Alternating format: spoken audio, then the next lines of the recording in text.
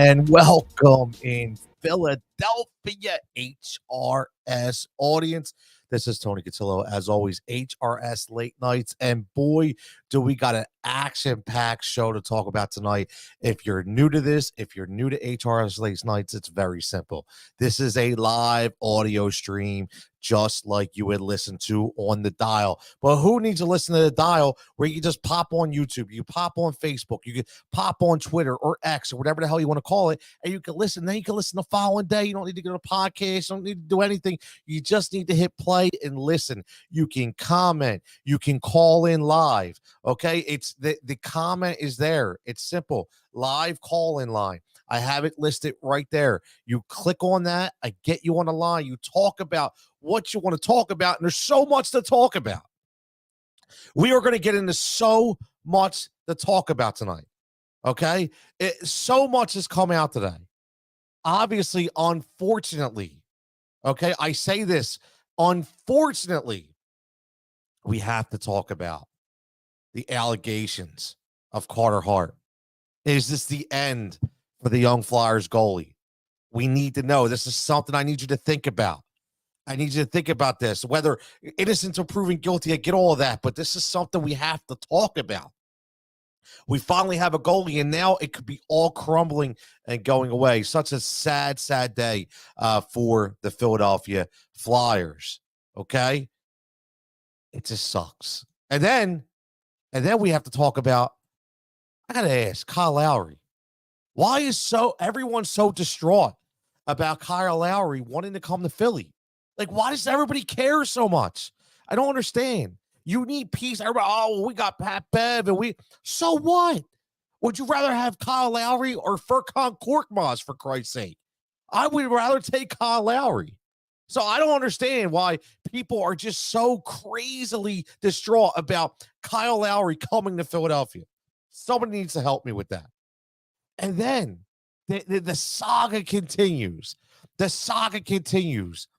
Bill Belichick as the Eagles' top choice to replace Nick Sirianni. Could it happen? Could it happen midway through the season? Is that a reason why Bill doesn't have a job? Did they go to Bill? Is he going to become an assistant? You know how the Eagles like to do that? The Eagles like to be that assistant, right? They like to come and they need to be that assistant. They always said, you're going to be our senior advisor. And then when Sirianni gets canned, boom, they insert him in, and there goes Bill Belichick. And then we're going to talk about a little bit of the 76ers. You know how we get on this show? We like to talk history. I love history, okay? And this came out right here, ranking the top 10 greatest Philadelphia Sixers of all time.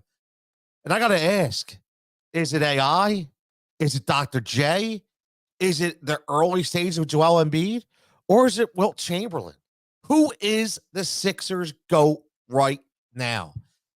Tons and tons of conversation today on my Facebook page, which I will read the comments. We will talk about it. We will dive into it.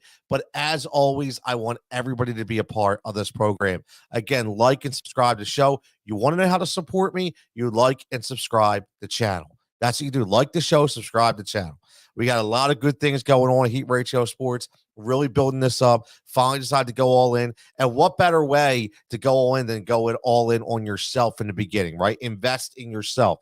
I will say this with all due respect to everybody. And I say this wholeheartedly. If you have an opportunity to do something, and you have an opportunity to do something that is beneficial to yourself, I tell you over and over again, do it. No regrets, no looking back, do it.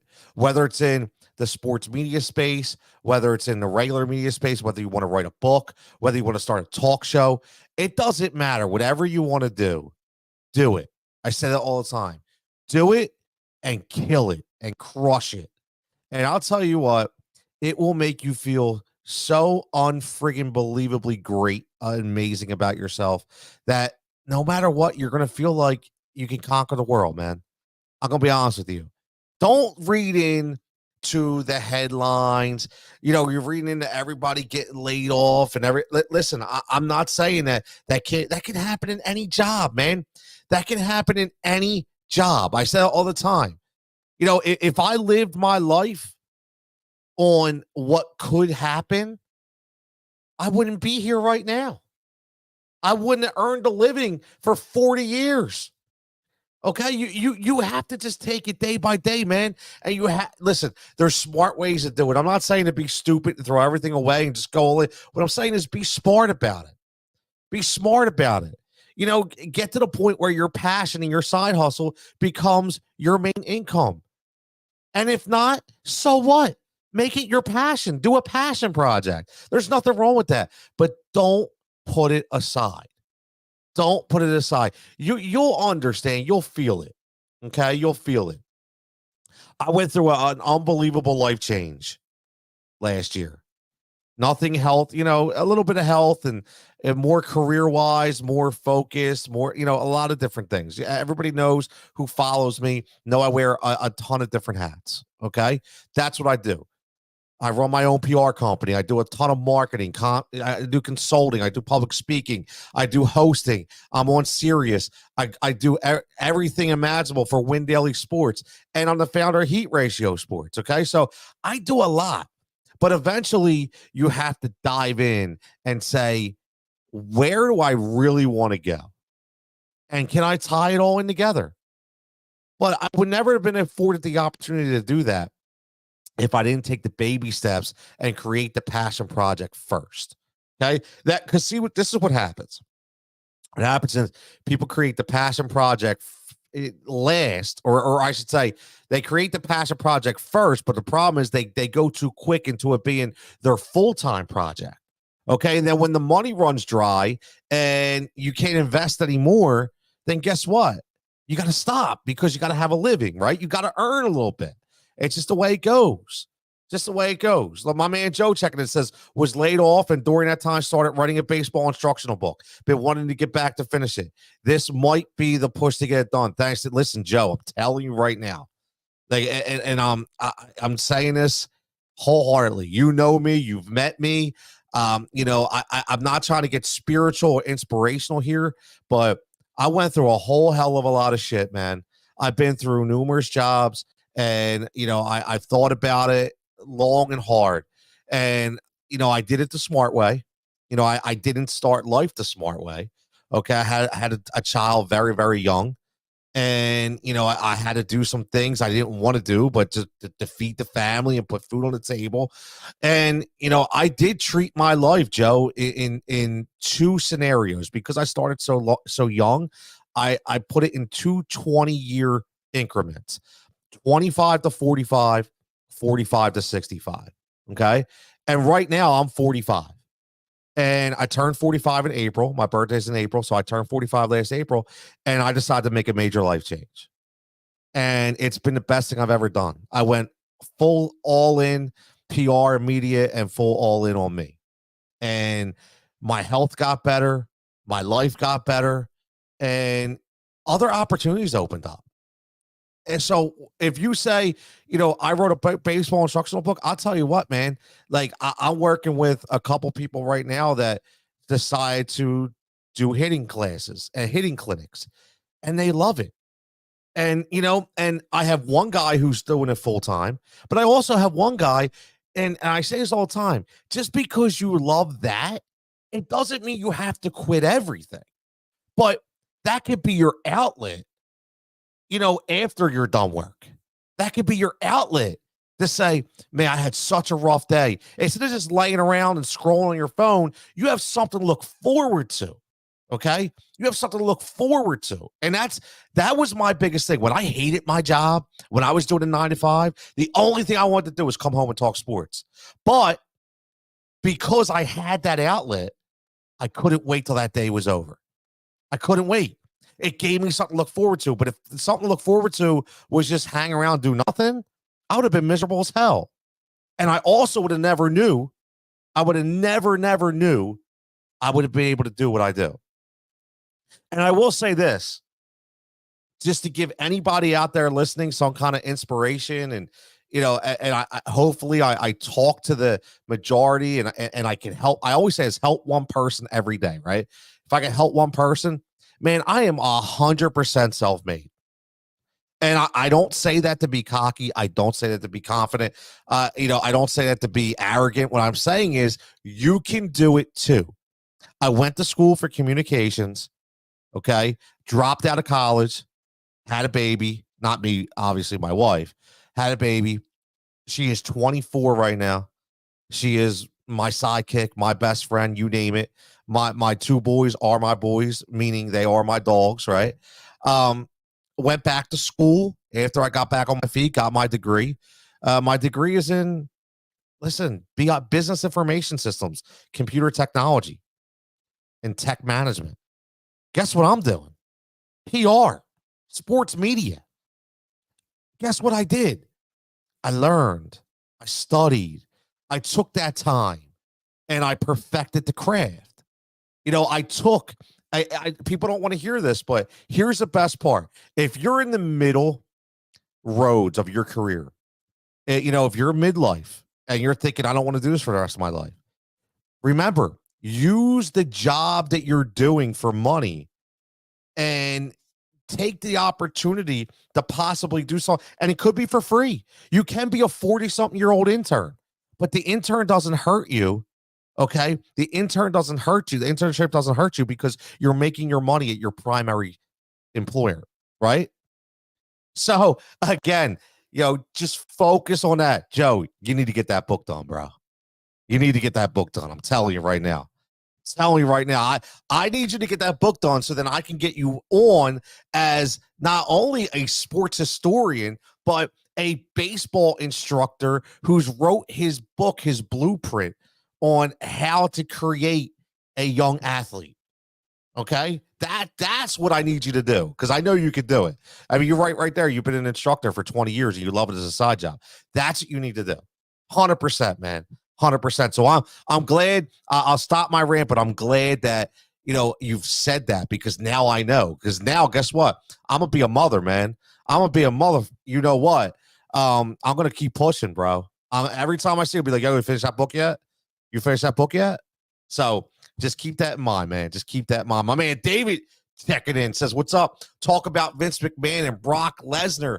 WWE is going down a dark road, but they're smart. They're smart. I just think that there's going to be a lot more to come out of that. But just going to pin up against Vince McMahon. See, that's the thing with Vince McMahon. He's hated by so many people.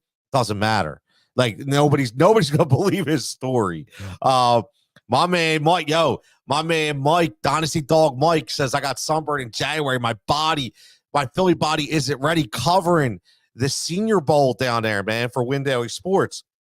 I love it. I love that he goes to Mobile, Alabama. He's out there. He's getting it in, man.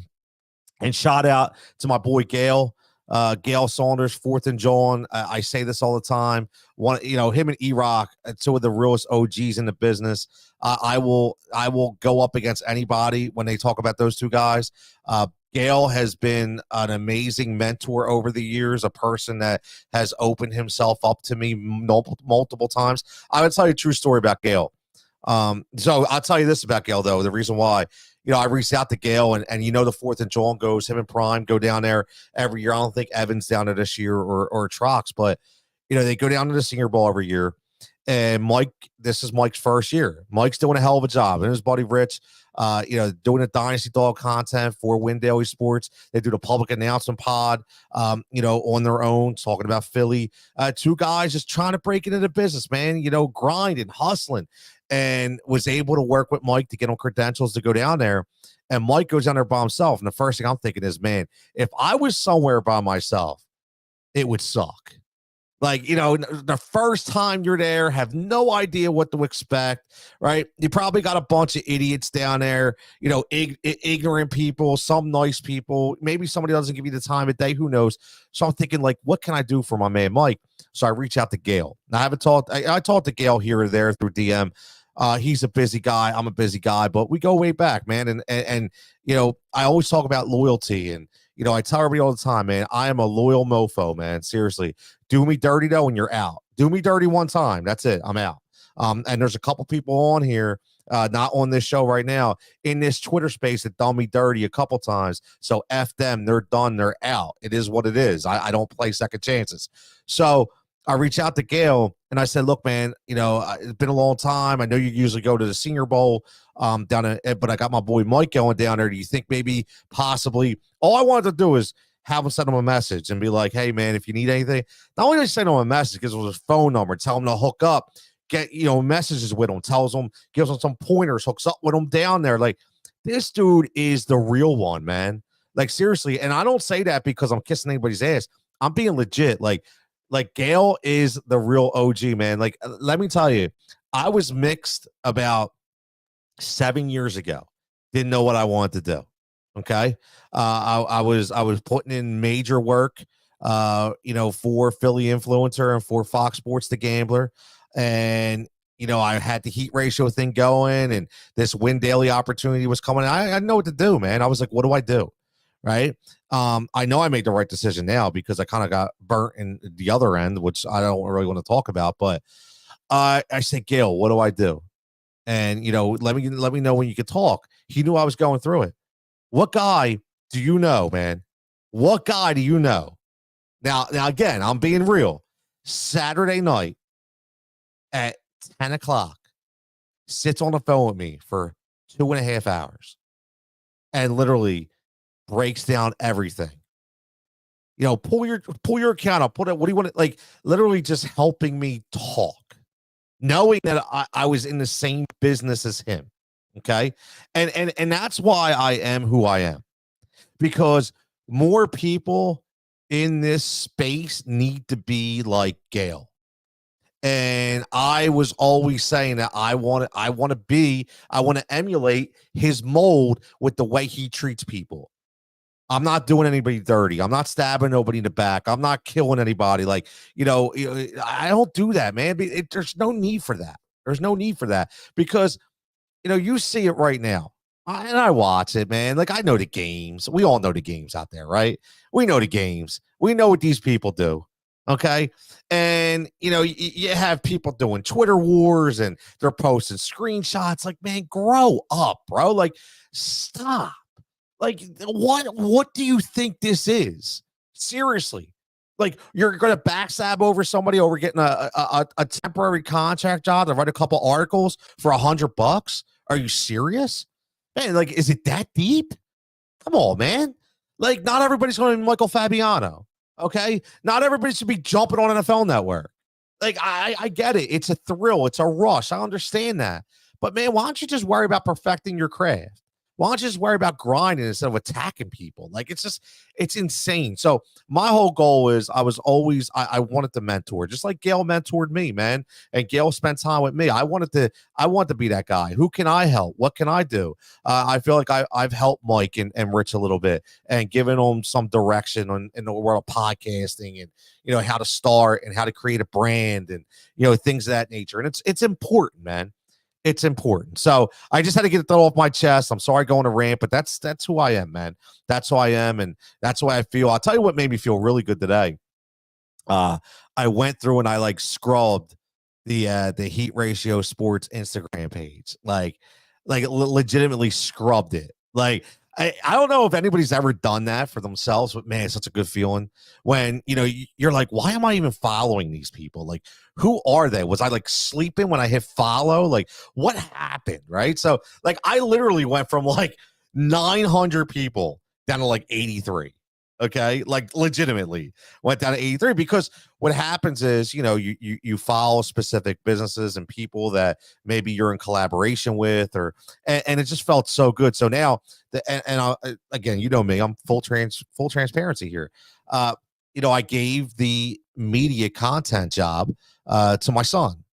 And he's going to be starting ripping videos and he's going to be start posting things on, he posted the Brady and the Patrick Mahomes thing on the Instagram story today.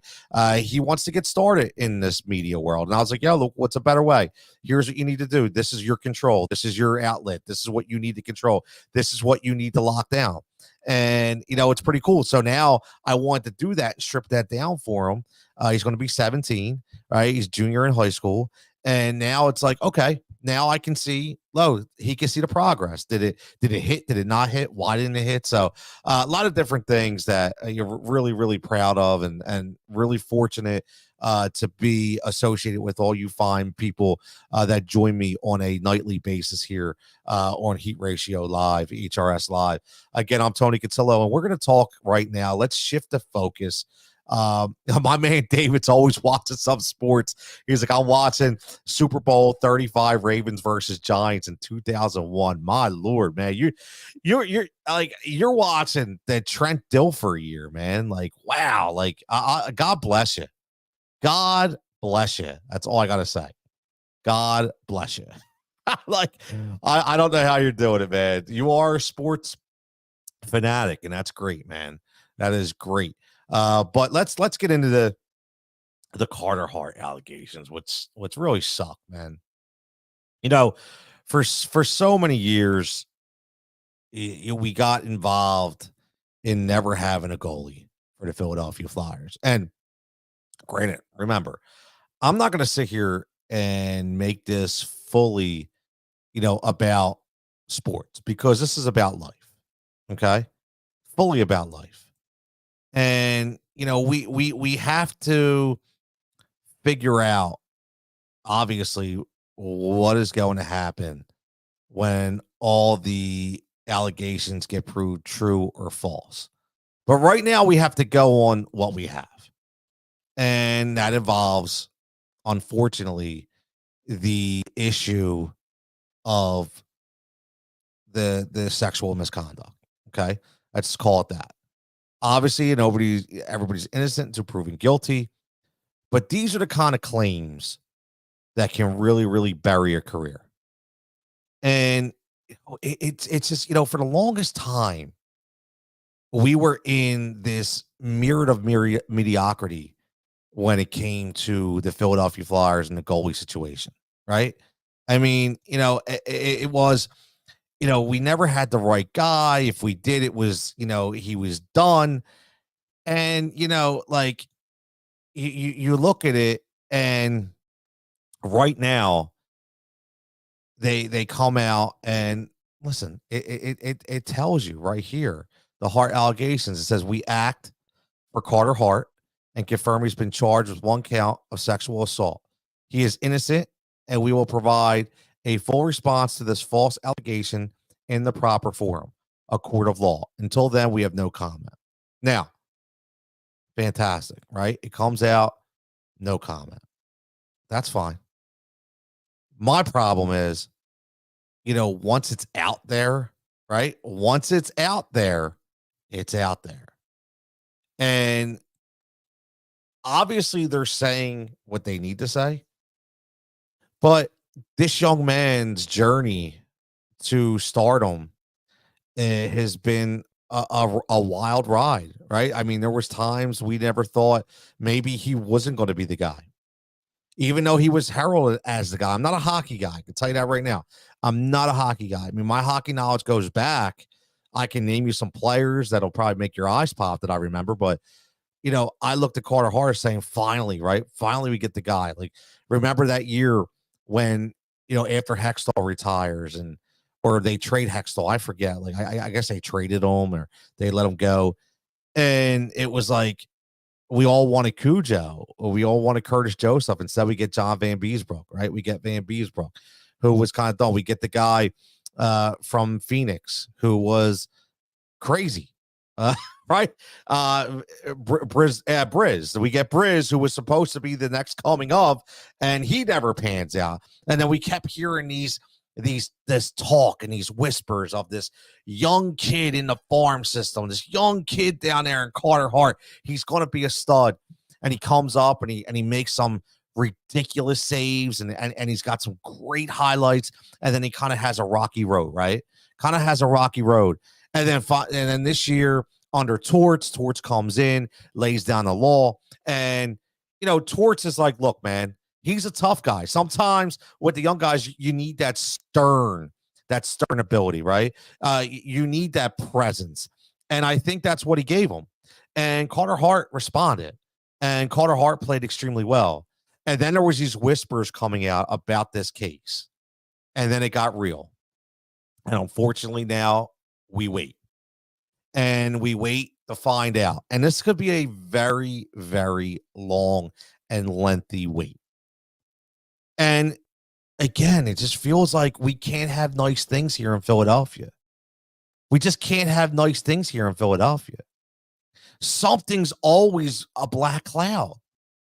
Now, obviously, this is nothing. Whether they say they're false or not, this is nothing to turn a blind eye to. You know, in this day and age, these are the accusations that need to be treated with 100% clarity. And you need to be attentive to everything. I think that the Flyers did it right. You know, from a PR perspective, you know, they didn't comment. They came out. Danny Briere came out and said, look, you know, they understood what was going on, but this is what they have at this time. And they allowed his lawyers and his legal staff to put out the statement. It was upheld by the Flyers. And now we wait. And I get it. A lot of people are going to say, this is the ignorant fan base, in my opinion. The fan base that says, oh, well, he was young and, you know, maybe he was just caught up, man. Listen, I am a firm believer that we all make mistakes. Yes. And we all have opportunities, though, to walk away before we make the mistake. I've told my kids 100 times over, man, if you're going to mess up, man, be ready to deal with the consequences. There's always a consequence to your action. Always. We can't let that go. You can't just look the other way, because if we don't look at these consequences, then nobody ever is going to be held accountable, and they're not going to have self-accountability. And that's not a good thing. We need more self-awareness and self-accountability in this world. And, you know, giving people the easy way out is not the way to do it. So, listen, again, I don't know if he's guilty. I don't know if it's real. Who knows, right? Just like we talked about the Vince McMahon allegations the other night. Like, they seem real for Vince McMahon, but do we absolutely 100% positively know? In this day and age where things can be altered and things can be misconstrued and overblown, like, yes, I get it. But something that happened in 2018, they said, I mean, like, again, like, it seems like one of those things where, you know, why did it come out now? But maybe it was something that was hushed and then came out. Like, you just never know. So now we wait. But my question for everybody is, and again, all these points, and this is what I would love you guys to do if you're listening, whether you're listening on Twitter, whether you're listening on Instagram, whether you're listening on Facebook or YouTube. Listen, the call-in line is open. I tweeted it out. It's on the comments if you want to call in and talk about a specific subject. And if not, when I throw these things up and these questions, what I would love for you to do is just interject as, you know, like, the question is this the end for the young Flyers goalie? Like, do you think this buries Carter Hart? Whether he's innocent or guilty, is it still going to bury him because it's going to be a clouded judgment over his head for his entire career? And again, when you get taken out, see, that's the other thing too. Even the reason why I ask this question is not because of the allegations, but because of the mental impact of these allegations. That's one of my biggest things, the mental impact of these allegations.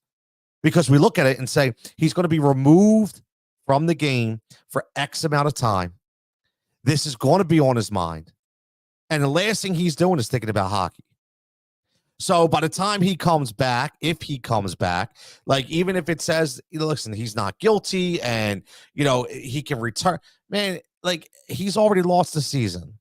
And now you have to come up and you have to even be more mentally powerful and you have to overcome things. And some people aren't mentally strong enough to do that. So what I want to know is, do you think this is the end for the young Flyers goalie? Will this be the last time that you see him in a Flyers uniform? I unfortunately think it is. You know, like Joe says right here, and it's also like, has discontinued Carter Hart jerseys. Pull them off the shelf. We once the allegations are there, and I can tell you this, like, I tell you, from a PR perspective, I do publicity for a living. Once these come out, that's it. It's over. Like you have to take every precautionary step possible. Get his pictures off your site if you're promoting him. Get his merchandise off your site if you're like anything Carter Hart needs to be taken off. Because again, it's not about you being sued or you being anything like that. It's about the perception, right? If you're running a business, if you're running any kind of website, and you need to maintain credibility, and you can't get caught up in that media whirlwind and twister that will happen. So that's why they have to do that, and that's why I say I honestly think this is the last time we see the young Flyers goalie. I say that because man, he was going to be a great one, man. Like, obviously, I pray that for everybody involved, the best outcome possible. I pray for the girl, if it is true that for her mental stability, and for her mindset going forward. And I pray for these players, if they are proven not guilty and these are false accusations, that they will be able to get by, once they come clean, or or get the non-guilty reference. But Joe says, would the boys will be boys young kid excuse work if it were their family member getting abused? Exactly. And that boys will be boys thing, man. That is so old, bro. Like, Joe's so right. And I say that all the time. I'm a girl dad, like I said, and you will never understand the level of protection that the means that you go to when you are a girl dad. And I will be fully transparent here when the messages and the complete lack of respect when it comes to social media for the females in this industry is insane. It's insane. I don't know why guys think that, because they have social media, it gives them an open invitation to just say and talk whatever they want, send whatever they want. Like, no, man. Like, and that's the thing. It's like, you're protecting them so much. Then you hear some moron say, oh, well, boys will be, but no, what are you, an asshole? Boys will be boys. Like, come on, man. Look, there you go. The heads of their junior organization all resign. This holds water, especially the many payouts they've done. There's going to be a lot to this, man. There's going to be a lot to this, and it sucks. It does. It sucks. I mean, listen, I look at this Vince McMahon story, and I look at this Carter Hart story, and you think, like, how many times these situations are happening and are being swept under the rug at these universities and these camps, and it's such a shame. It really is. The people that consistently take the buyouts and the payouts and the hush money, and nobody has any kind of pride anymore. And I hope this isn't it. But man, this just looks like it's going down a really bad road. Hopefully it gets cleaned up, and it comes out that maybe it was fabricated. I don't know. I would hate that it sucks, because it's like you could be on both sides here. It sucks because you don't want to think that somebody would fabricate such a false accusation, but at the same time, you don't want to discredit them too, because we all know the rules of justice, right? We listen. You don't have to be in it. You can watch SVU and see how they kind of cross examine, whether it be the prosecutor or defendant, and they get them to say maybe things a different way. So they're not really, they're getting off for technicalities, not actually because they didn't do what they're being charged with. And that's what sucks. So it's hard for you to comment and just be like, either way. But either way, I just hope this whole situation just works out for everybody. And that means, even if he did do it and he is guilty, then listen, man, I have no remorse. It's simple as that. Simple as that. Now let's move on to some better things. Okay. Let's move on to some basketball. I'm gonna get to a basketball topic right here, because I have to ask this question, man. I don't understand. I like Twitter sometimes, and people get a little too crazy. You can overanalyze any situation you want. Again, this is HRS Late Nights, Heat Ratio Sports, Tony Cutillo. Make sure you give us a follow at Heat Ratio Sports. You can follow me on my personal account at Tony Cutillo, RRM. And make sure you're subscribing to the channel and liking the show.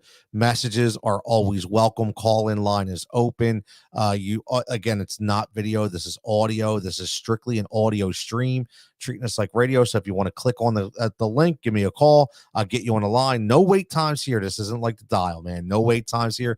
Talk about whatever you want. Just don't drop no F-bomb, and we're good to go. I need to ask about the Kyle Lowry situation. And what I need to ask about that for is because why do people care so much if we bring in Kyle Lowry? Like, I don't understand for the life of me why people. I mean, I'm watching people legitimately argue on social media about bringing in Kyle Lowry. The question I have to everybody is, I'm going to say it again. I said it in the beginning of the show in the preview. I'll say it again, whoever was not on the preview. Would you rather have Furkan Korkmaz at the end of your bench or Kyle Lowry? Again, let's think about this, people. Okay, I know we have Pat Beverly, and Bev has been doing an amazing job. I love Bev. Okay, I love Bev.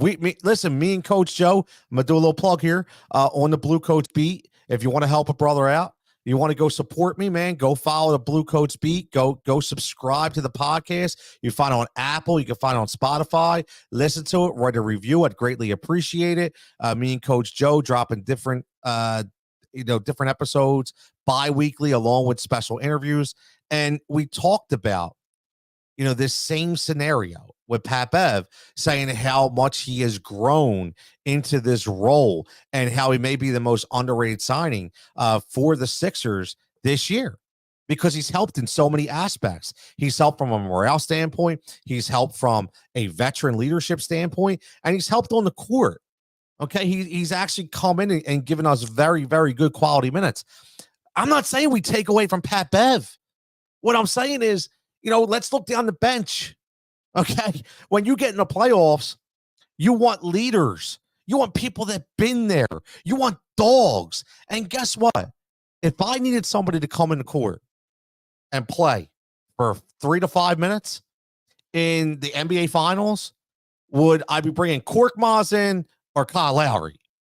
Okay, I don't understand. People are actually taking this a little too far. I like Kyle, man. You bring him home, man. He ends his career in Philadelphia. I don't care how bad he's been or if he's been injured. I don't care if he doesn't have the legs anymore, man. This dude's a warrior, man. This Nova's own, man. Come on, you bring the Philly boy back. You bring him back. He's going to get bought out. Who cares? Bring him back. You keep your assets. I get it. Come on, man. And then listen, Ferk wanted to be traded. Congratulations, Ferk. You can go play with somebody else, finally. Ferk can get a job somewhere. Good for him. I'm taking Kyle Lowry. So, I don't really have much more on it. I just don't understand why people are getting so crazy about Kyle Lowry. Like, why we shouldn't have him. Why I don't want to give anything up to get Kyle. Oh, okay, man. Okay, calm down. Let's not waste a ton of energy here talking about should we go after Kyle Lowry. I mean, come on, man. It's obvious. It's obvious. You want somebody, okay, who's going to give you that veteran presence. That's who you want. And that's Kyle Lowry. So again, for me, I'm Kyle Lowry all day. I want to know what you think.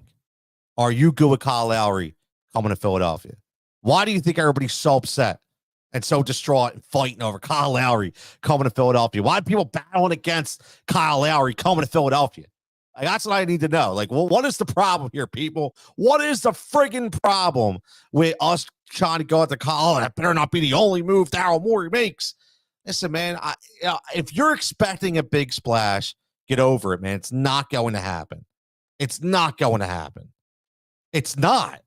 I'm telling you right now, there is no splash that's going to happen. You are going to ride this squad as far as it can go and possibly add a piece or two, that maybe a Malcolm Brogdon could be a piece. Kyle Lowry could be a piece. You're not, listen, just dispel all the star hunting rumors and all that. It's not going to happen. It's not going to happen. And I'm okay with it. Like, I'm literally okay with, because here's what I will say. This is a chance to rebuild the culture. This is a chance to reset the process, but not in a way that we tank. Okay? Like, think about it.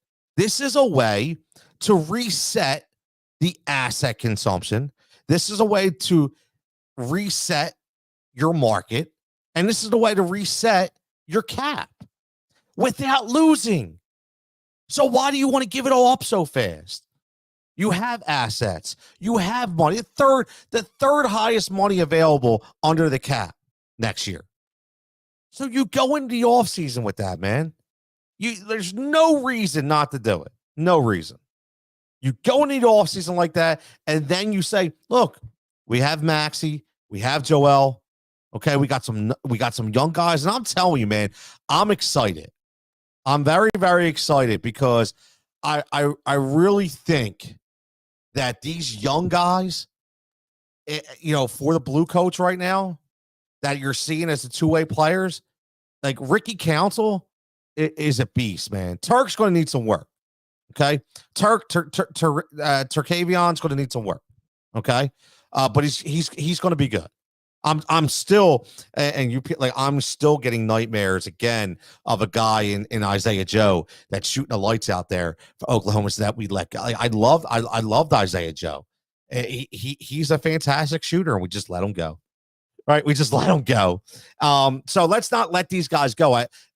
Listen, Ricky Council is fearless. Okay, and the one thing I can say about Ricky Council is, because again, I'm giving you straight. I have to break down Blue Coats film because I do the podcast and I do player spotlights and I'm talking about him and I'm watching him. He plays both ends of the floor, and that was one of the knocks coming out of college, undrafted, right from Arkansas, from the Razorbacks.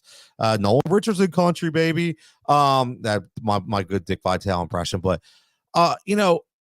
he came out and he already had a chip, because he knew he was better than where he was drafted. And he came out on a mission. And me and Coach Joe talk about on the Blue Coats beat all the time about the culture of the Delaware Blue Coats, the culture now of the Philadelphia 76ers. They are one.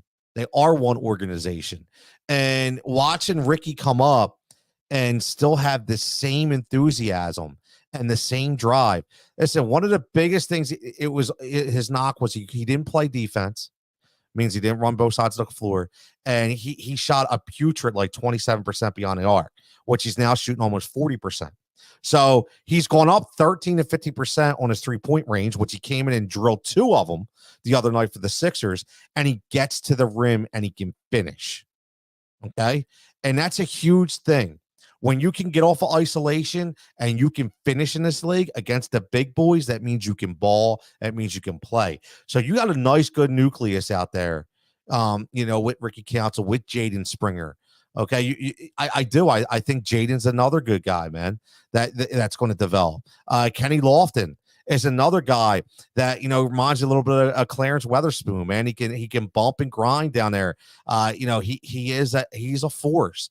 He'll continue to get better. And I think it's another guy that we can really learn from. I mean, I'm very excited now about the way, this Sixers team is playing out, because I feel like we have hope. We have youth on our side, right? And that's something we haven't had in a long time. Now, Joe makes a great comment, says, and this is what I'm talking about. He says, Lowry and Bev together, getting offensive fouls and being a pest. I'll take it over Korkmaz and the only Euro that can't shoot, Korkmaz. Bro, hey, Joe, not only can he not shoot, but he tries to have style. Bro, you can't wear those shoes You can't have a shoe game and no shot. Like, it just doesn't go. Okay, like if you want to have a shoe game, you need to have a shot. So you just need to wear generic shoes if you have no shot. You can't be breaking out like N1s or Air Force Ones, man, or J's. You can't do that. No way, man. It's a disrespect to the shoe. Like, I don't want to see you wearing Kyrie's or Giannis's but like, no, man. Like, and that's the thing. Those two guys are dogs, man. Like, they have that Detroit Piston, Vinny Johnson, Rick Mahorn, that John Sally, Cliff Edwards, that kind of that dog, man, that you need in the playoffs, the tenacity, the go up in people's mug. And, listen, with all due respect to these guys, like, we had a guy like with TJ McConnell would do that, and he would get annoying. People couldn't stand him because he was such a pest, right? These dudes not only are a pest, but they have experience. And to have that backcourt available to you in the NBA Finals, I think is just such a luxury that so many teams would want to have. So I'm all in on the Kyle Lowry wagon. I say let's bring in Kyle Lowry. And let me see your thoughts. Do we bring in Kyle Lowry? Joe responded. If you're listening to this on replay tomorrow, again, had a ton of comments on Facebook. I'm going to get to them about the Sixers in a little bit. But right now, let's talk about another veteran. Let's flip the script here. Okay? Now let's talk about BB. Let's talk about Bill. Because, again, called it, man. I knew it. I said from day one that this was the target. And everybody told me I was crazy because he was going to Atlanta. And I said, no. I'm telling you, man, Jeffrey Lurie wants Bill Belichick. And now it all comes out that he was the top choice. Why do you think it took so long? Doesn't it all make sense now, people? Doesn't it make sense now why it took so long? What was that decision? I bet you any amount, okay, of clout that second interview that he had in Atlanta. Remember, and they said, he wanted too much power, this and that. That was right before that second interview is when Sirianni, when that news conference happened. That decision was so long because they were waiting on to see what was happening with Bill Belichick. Bill Belichick had that interview with Atlanta before they even had the exit interview with Sirianni. I'm telling you right now, they wanted Bill Belichick. They thought he was going to Atlanta. So they brought back Nick Sirianni. That's what they did. But they brought him back and they gave him the Doug Peterson agenda. Look, you got to get rid of everybody and we're going to control. We're just going to put you in charge as kind of like an overseer. Just make everybody happy.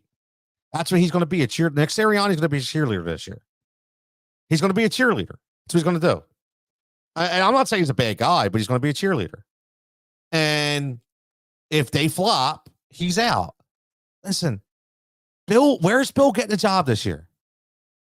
Think about the jobs that are left. Where's Bill going? I don't think he's going anywhere. So don't be shocked if Bill Belichick takes a job in the Eagles organization, just like Vic Fangio did, as a defensive assistant, senior advisor. Marty Morningweg, senior advisor. Man, come on. You know the way the Eagles roll. They've been doing this for friggin' years, man. They've been doing it for years, hiring these special as special counsel. This is exactly what they're going to do. Exactly what they're going to do. This 100% could happen. Joe says the bright kicks. He's talking about Furcon. He's saying the bright kicks drawing attention to his shit game. No defense, poor rim presence, and clanking threes isn't a good look, bro. Like he wears those fluorescent orange or those sea green. Like stop. Number one, the fade game is weak. The hair game is terrible, and the shoe game is just so off, man. And he's got nothing. Like he was exposed. Like he was. Everybody thought. Remember when he was starting? Man, Doc had him starting. Can we not remember that? Doc had Furkan Korkmaz starting, for Christ's sake. God. Good luck, Milwaukee, by the way. But getting back to Bill, man. Yeah, I think this so could happen. And I think this is what makes the Eagles feel good about going forward. They're rebuilding their entire staff. They're getting some dogs. And again, they're like Bill's there out there in the wings, man. Bill's out there in the wings. Don't be shocked. Like I said, and you know what's funny? What's odd to me too is like the veteran coaches that sometimes, I brought this up yesterday about Andy Reid being the GOAT, and Andy right away, the Hunts just scooping him up out in Arrowhead, out in Kansas City, as soon as we got rid of him out here in 2013. Who did that this year to Pete Carroll? Who did that to Bill Belichick, man? It's like, it's crazy. I think because everybody's so, they're so hesitant to pass up like the next big thing. Like, you know what? Kudos to Ben Johnson, by the way. I love it. Kudos to Ben Johnson. Ben Johnson had every opportunity to take a payday. Every opportunity to take a payday. That knucklehead out there in Washington was going to pay him whatever he wanted. And he looked at that situation, and I think he said, you know what? I'm good. I'm good. And I think Aaron Glenn's probably going to get that job. And I think that's probably the best case scenario for them, because now you can basically make, Eric Bieniemy the assistant head coach. He'll be the offensive play caller. And then you got a dog for a defensive coach in Aaron Glenn. So I think that would be probably the best case scenario there in Washington. But, it's funny because, Ben Johnson, everybody just automatically assumed was going to flee. And he wants to come back, man. He wants to run it back. And I like that. I mean, I'll tell you what, like that offense was a problem. Like I'm being honest. Like and I said it all the time. Like I said to my son, because my son he messes with me because he knows I don't like Jared Goff. And I'm just not a Jared Goff guy. Just never been a Jared Goff guy. And I just think that, if a couple of those passes don't get dropped, I think they could pull that game out. But this has nothing to do with Dan Campbell's decisions or anything like that. But my son was like, see, Dad, I told you. And I said to him, I was like, look, man, I'm going to be honest with you. This is the first time I'm watching the Detroit Lions play an actual game. All I see is red zone highlights. Like, I don't know how they play a game. And I'll tell you what, I was impressed. That offense could have put up 50. I honestly was impressed. And I very lackluster arm in Jared Goff, in my opinion. When he throws the ball, it looks like he's barely even throwing the ball. Like, I don't know. It's like an overexposed Gardner Minshew, so to speak, in my opinion. But sorry, that's just the way I feel about Jared Goff. But they have so many weapons. I mean, you got J-Mo going out there doing that sweep, running for 50, 60 yards. You got him going deep. You got Amon-Ra. Listen, Laporta was hobbled. He's hyperextended knees out there playing as hard as he could. He wasn't 100%, but you have a stud Pro Bowl tight end. And here's the best thing about Detroit. They were doing it with a bunch of rookies. Like, they did it with a bunch of rookies, man. Brian Branch in the secondary. Like, if they can do it, why can't we do this in Philadelphia? So, I did like the way Detroit played, and I think Ben Johnson's making a great move, man. He's saying, you know what, I believe in coach, I believe in these players. I think, I look at the landscape and the NFL being wide open year after year because of free agency and because of injuries. That I say, you know what, let's do it again, because I know if I'm not only there's a confident guy. He's that would actually the move for Ben Johnson to go back, in my opinion, makes him even a more attractive head coach candidate next year, because he just proved to me that he has the confidence to go back to assume the same role and be just as effective, if not better, and still be in demand. That's how much he trusts his system. So I enjoy that. Because if he didn't trust his system, he takes the payday because he figures, look, at least I'll get the payday, the guaranteed pay raise. If it doesn't work out, it's good. I go home, sit back, drink a colada, and watch Red Zone with Scott Hansen and still get paid. But no, he was confident. He's just going back. So shout out to Ben Johnson. So very, very interesting move by him. Joe says, was Lowry yacht shopping with Belichick the reason he didn't meet with Sirianni right away? He could have been, man. Remember, listen, he is from Boston, bro. Like, Lowry is from New England. That's his team. He wanted to buy the Patriots before Robert Kraft. He wanted to buy the Patriots before the Eagles. Okay? I'm just saying. The lineage is there. The track record is there. So this is not out of the realm of possibility. Now, Joe also says senior advisor is the perfect move to oversee things if he doesn't want the TV gig. I don't think he wants the TV gig. I don't see Bill being in the booth. I think it would be too stationary for him. Honestly, I think he's made to coach, man. Like, I just don't see him in the booth. I think he wants to coach, and I think he's going to have every opportunity to coach. So, again, another comment, for everybody, another question you could answer. Could it happen? Do you think he could actually at some moment, if Nick Sirianni does not produce, could it be Bill Belichick as your next coach? And I think he's just waiting in the wings, man. He's just waiting in the wings. Let's finish up with a great historic conversation here. Again, this is HRS Late Nights. I am Tony Cutillo. As always, like, subscribe, the show, the channel, you name it. I love the support from everybody. It's been fantastic. There you see right there, this is a live audio stream. We do this Monday to Thursday from 11 to 1. It's streamed on Facebook. It's streamed on X. It's streamed on YouTube. It can be watched the day after. The comments are always open. Instead of create I'm going to create a mailbag. So if people don't want to be on YouTube, you can sign up. You can get it into your email and listen to it. We want to build this thing out, man. And, I like it because I get some fascinating discussions on Facebook.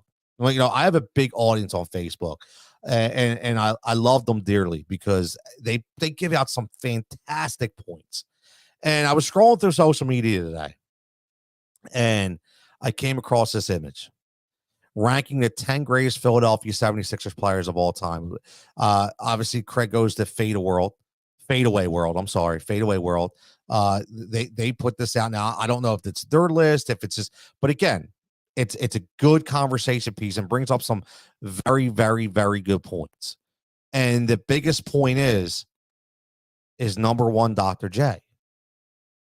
And, and I asked that wholeheartedly. Okay. Allen Iverson, Dr. J, Joel Embiid, or Wilt. Who is the Sixers GOAT? Right now, as it stands, I don't want to hear it could be Joel. It could be let's just forward right now. Who is the Sixers GOAT? Is it Dr.? I don't think it's Dr. J. And I know some of my young and old are going to slap me for that, but I don't think it's Dr. J. Okay. And we had some fantastic comments about this. Some fantastic comments. And I got to get into them, man. And just so you know, if you do comment on Facebook, I will not for your full name because listen, some people don't like that. Okay. I'll just say your name and your comment. And, so just so you know, so if you do comment on it, you don't have to worry. I will not put your full name. I'm just going to read. So first comment of the night, got to be my man, Chuck. Chuck is a beast, man. Gotta love Chuck. So Chuck says, this list is bogus without Wilt being number one. Wilt is the greatest NBA player and athlete of all time. The rest of the order is debatable, but is fine. Wilt behind Dr. J and Iverson and anybody is ludicrous and stupid. Now, Wilt behind Dr. J, Wilt behind AI. Here's where I have the trouble. And I'm going to be fully honest because, again, I know the culture and I've listened to it. Okay. I've listened to it. And it's not one of these racial things. I'm not saying that, but it's a it's an old school, new school kind of thing. Okay. Old school doesn't understand culture. Okay. They just don't. They don't understand culture. They hate the music, they hate the clothes, they hate the tattoos, they hate everything. Okay. They just hate. They don't want to adjust. They just hate. And I think a lot of the old school audience hates, not as like I hate him, but like hates meaning just, not like, dislike Allen Iverson, or don't give him the credit that I think he deserves, because they're just consumed in not adjusting to the culture. AI was a game changer. AI was the guy who brought hip hop, in my opinion, to the NBA. AI was the guy who brought the cornrows into the NBA. I know, listen, Dennis Rodman was crazy and he had the tats and he had the different color hair, but AI made it known in the NBA. In college, it was the Fab Five. Okay.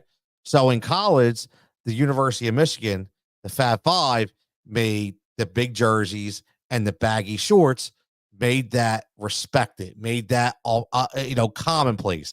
They got rid of the tight Tom Chambers shorts, and they went with the baggy outfits, and they went with the hip hop demeanor. Okay. I'm a hip hop head. I love hip hop music. So they brought that to the NCAA game. Okay. And in the NBA, it was AI. It was AI. AI made it okay to be a hip hopper in the NBA.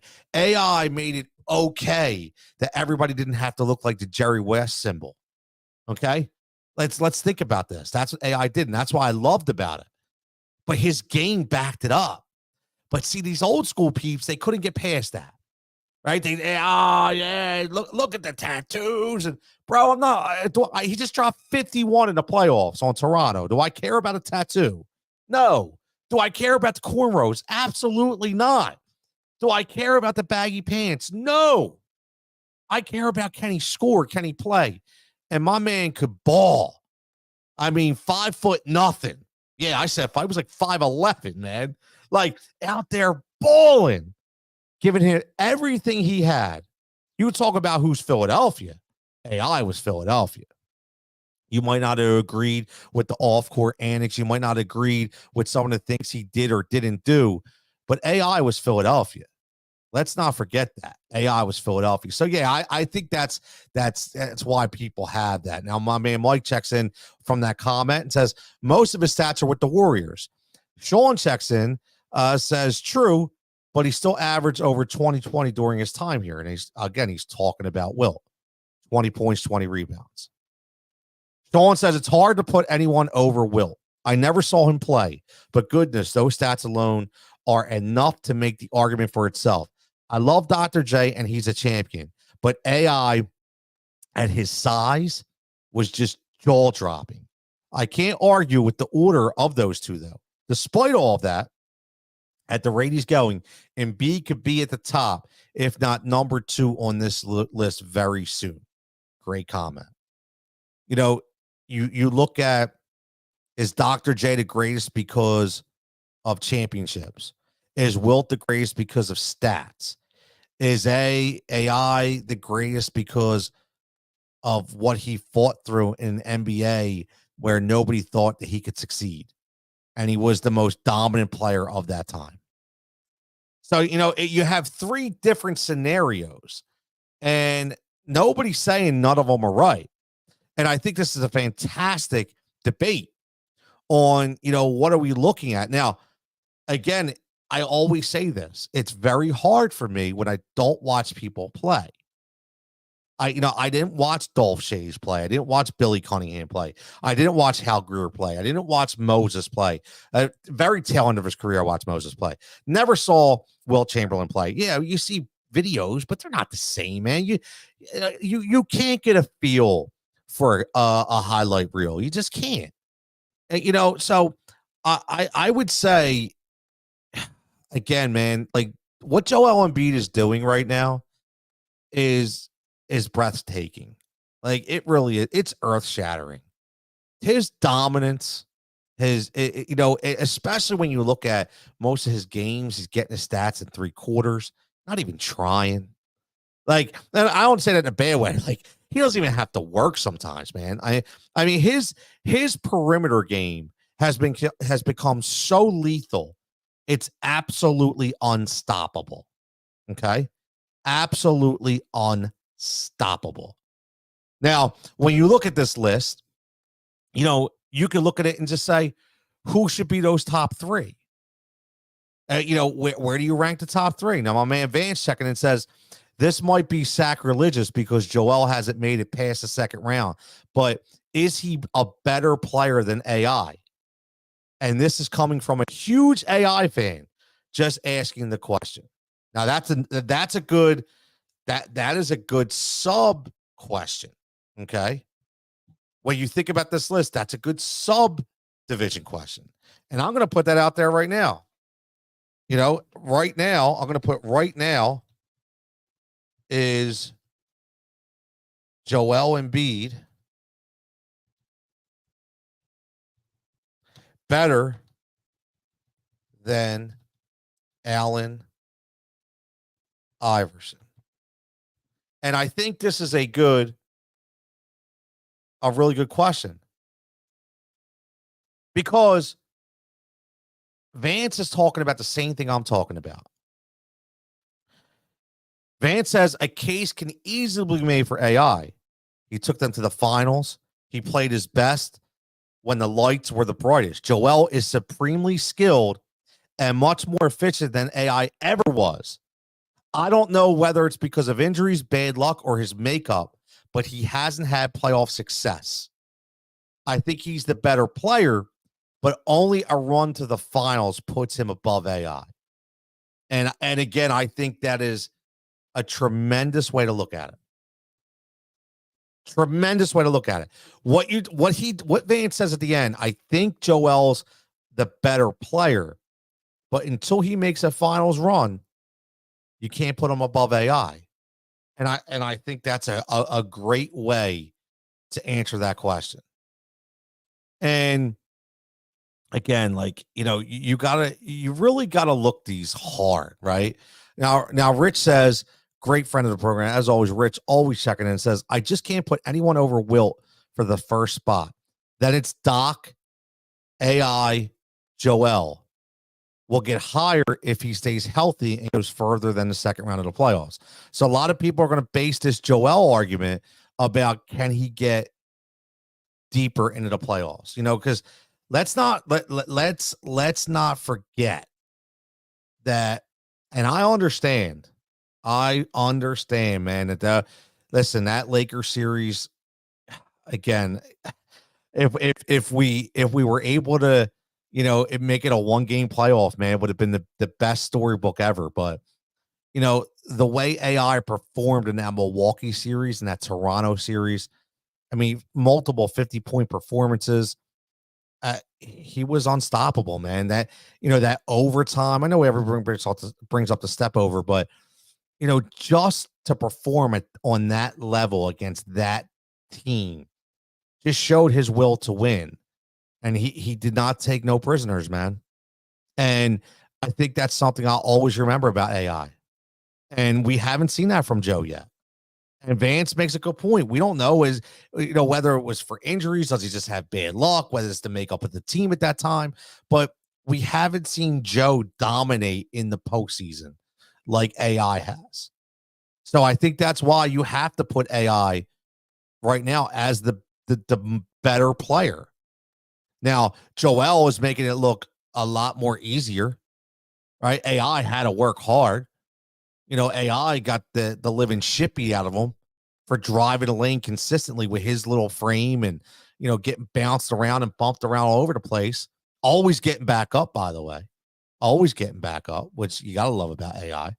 But looking at it from the outskirts, it's got to be until Joe, in my opinion, gets to that point, man.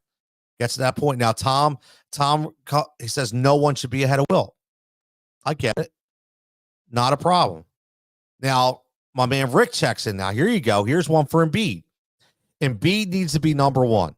He says what he is doing is nothing we have ever seen before. Even in this era where there is no defense, second has to be Iverson. He made people that were not fans of the NBA must watch TV. I love that comment because he did. He did.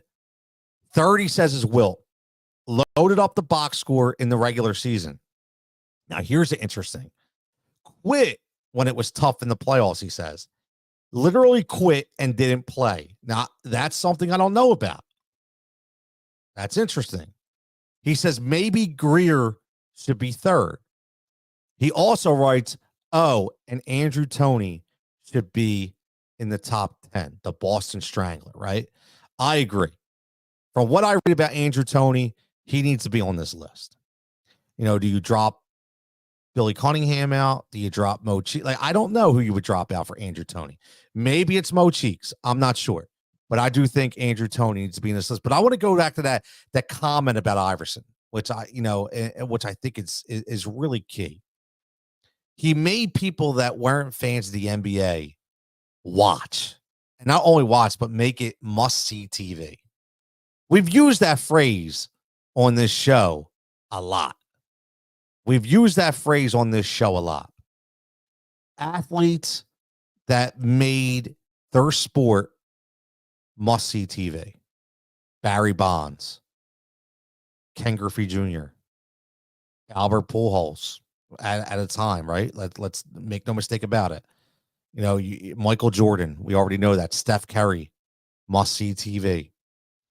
AI was that dude, man. AI was that dude. And, you know, that was at a time where you still had Michael and you had Kobe. Like, AI was that dude. AI built himself a hell of a following. And, you know, he was the first guy for the 76ers that was the box office attraction for the road games. And I'll never forget it. You know, that people weren't used to that. The Sixers were a hot ticket. You know, remember, like, all the times that Golden State would come here, and a lot of people that had season tickets were like, oh, I'm selling my Golden State game. I've already been to one. I get it. It's great, but I could sell them for triple the price. That was the Sixers ticket, man. Everybody wants the AI. AI turned himself into a global enterprise. He was popular overseas. He was popular in China. He was popular in Turkey. My man was popular everywhere. Not many people can say that, man. Not many people can say that. Now, Joe says, I like this list because it doesn't have decency bias when teams are scoring 120 a game. That is true, man. You know, because we always talk about that. You know, recency. I'm sorry. What's one of the things where we always get in those arguments about who's better, and I think it has to go through errors. And, you know, listen, some days, you know, some errors didn't have the 3-point line, some didn't count the, you know, some of the statistics that they count now. They you know, they played more of a half court style game. It was a slow down, set up defense down in the box. There wasn't, you know, you didn't go coast to coast, you know, with these. You didn't run and gun. It wasn't that kind of game. And I don't think this list, like Joe says, puts that in perspective. I think this is just going on overall ability. And, you know, obviously statistics is a main thing here, but I think if you just broke this team down in like a power ranking, okay, like if we took this, you know, take stats out of the equation, and if you just look at this as a straight power ranking, as far as, you know, what would be, you know, the value of the player to that team in his prime era, and, you know, who was more integral to their team. And listen, it you know, you could say what you want, but if you break it down to a power level, power ranking like that, it's going to be AI or it's going to be Joe, but it's probably going to be AI, because Joel, even though dominant, Joel has always had somebody with him, right? This year he has Maxey. He had Jimmy Butler. You know, like, you know, he always had James Harden. They were always trying to put somebody with. Who was with AI? Aaron McKee, Dikembe Mutombo, Matt Geiger, George Lynch, Eric Snow, Tyrone Hill. This has got to be AI if you look at it that way. And Joe says, imagine how many points AI could score if you have fresher legs with load management. That's a good question, Joe. Do you think he would take load management AI? Like, I don't think AI ever want to be off, man. Like AI want the ball. Like, I don't know if he wanted load management. He didn't want to practice. We know that. I mean, all kidding aside, but in today's NBA, where they don't even come up and guard you at the top of the key, man, he would be all day hitting that shot, man. He was automatic. Man. They don't play defense like they did. He was playing against a bunch of Draymond Greens back in the day, man. He was playing a bunch of Draymonds, Rick Mahorns, Bill Lambiers. That's who he was playing against back in the day. Joe says, not only did Iverson change the NBA, he had Michael Vick trying to emulate him in youth and high school football scrambling. See, people forget about that. He was a quarterback. AI was a quarterback. Could have been drafted as a quarterback. And he wanted to play basketball. So think about that. Talk about a game changer. There's two game changers in one comment. You have Allen Iverson in one comment, Michael Vick in the other. Michael Vick changing the game forever in the NFL.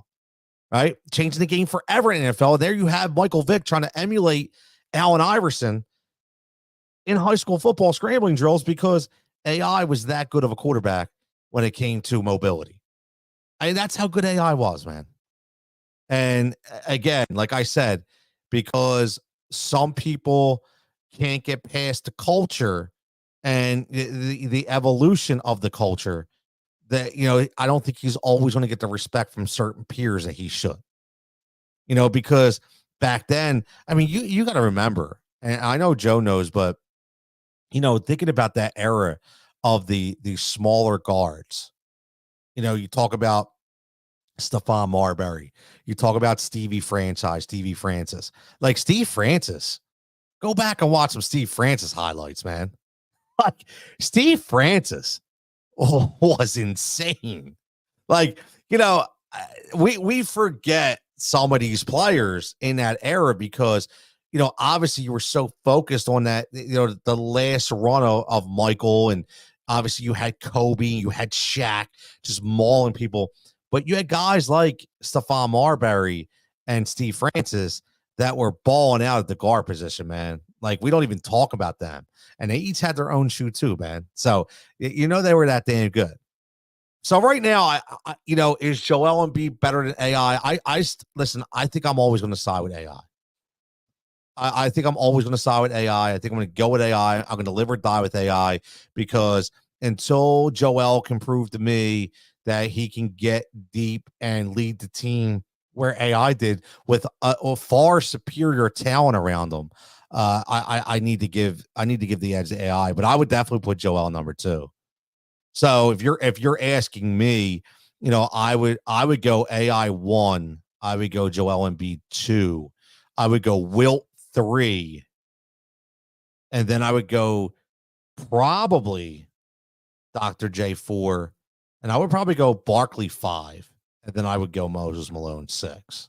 I think Barkley needs to go up a notch too. I understand he didn't win anything here, and I understand, but his overall impact, and not talk about the, off the court kind of stuff, but his overall impact for playing for such a horrendous franchise at that time, to give the fans something to talk about and be excited about is second to none. So I got to give it to Charles Barkley, round mound and rebound, and move him up right there. Listen, man, this is a great conversation, great debates. Like I said, I love the debates. We talked a lot in this show. And again, if you're watching on replay, make sure you get in the comments. Make sure you get in, throw them in there. I'll respond. I'm on there all the time, back and forth, whether it be on Twitter or X or Facebook or Instagram, or YouTube. Make sure you're following Heat Ratio Sports for all the great content we have now and that's coming out. Final Judgment will be back in a couple weeks. Already start listing, just so you know, the Final Judgment is going to be a quick segment, 2 to 3 minutes, that like a debatable piece, but sports history debatable piece, not always, the trending topics. I like to go back, talk about football and, talk about players that, talk about some flashback seasons that we may not remember, talking about building like all time, not no Mount Rushmores or nothing like that, but maybe like some big threes and, just having some fun, man. Just having some fun and getting the idea of the way people will formulate their sport.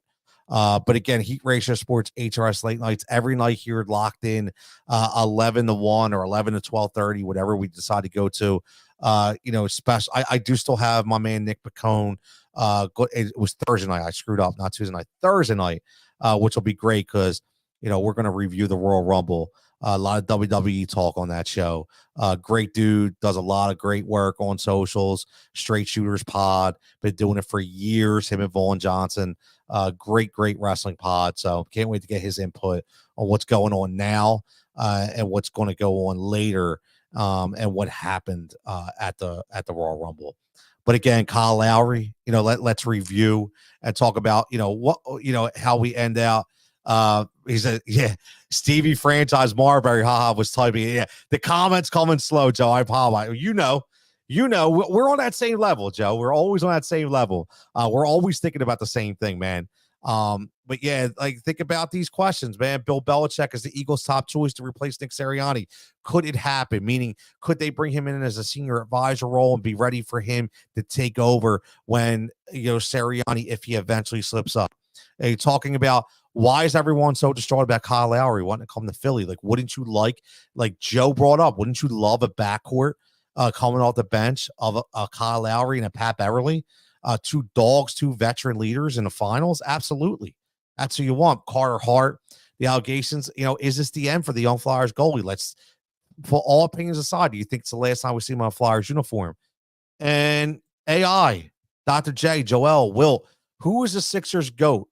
Right now, is Joel Embiid better than AI, or would you take AI? I'm just kind of curious, on where you stand, on that topic. Down two with 10 seconds left. Oh, here we go. This is great, man. This is great. And I am with you 100%, Joe. Down two with 10 seconds left. Do you give it to Iverson or Embiid? It's Iverson. Listen, it is Iverson for me 101 out of 100 times, man. And I'll give you my reasoning. Simple as that. We've watched. Now, I get it. Joel has been dominant. But again, we all know who's getting the ball at that time. So Joel's not going to fight off a screen and run halfway around the court and try to get open and shoot a fadeaway three. Joel is going to get the ball right at that top baseline. He's going to command the ball, and then he's going to get double teamed. He's going to try to do too much, and he's going to be looking for an outlet pass, or he's going to throw up a bad shot. He's not going to be left open. So basically what you're asking is, if you're down two, who do you give the ball to, either Embiid or Iverson, with the ability for them to create their own shot? And that's always going to be AI. Always going to be AI for me. You know what? I'd actually, I'm going to do, Joe, I'm going to make this interesting because I'm curious. I have to remember, I'm going to write it down now. I'm going to write it down, poll for HRS. I'm going to put a poll up tomorrow, and I'm curious of what the people think. I think this will be a landslide AI. I do. I think it would be a landslide AI, but I'm curious. I'm curious about, the way the public perception is, who would they give it to, AI or Embiid? So great question as always, Joe. Thanks. And make sure you finish that goddamn book, bro. 100%. I'm going to keep on you with that. But listen, like I say all the time, man, this has been another fantastic show. Can't wait to keep it going. We've been doing some really good things here. Been getting the comments in. Everybody's been involved. I always tell you, man, tomorrow, do one good thing. whether it be on social media, whether it be in a physical sense. Do some good tomorrow. And as always, everybody, Tony Cutillo for HRS Late Nights. Everybody stay safe, stay healthy, and we'll catch you back here tomorrow night.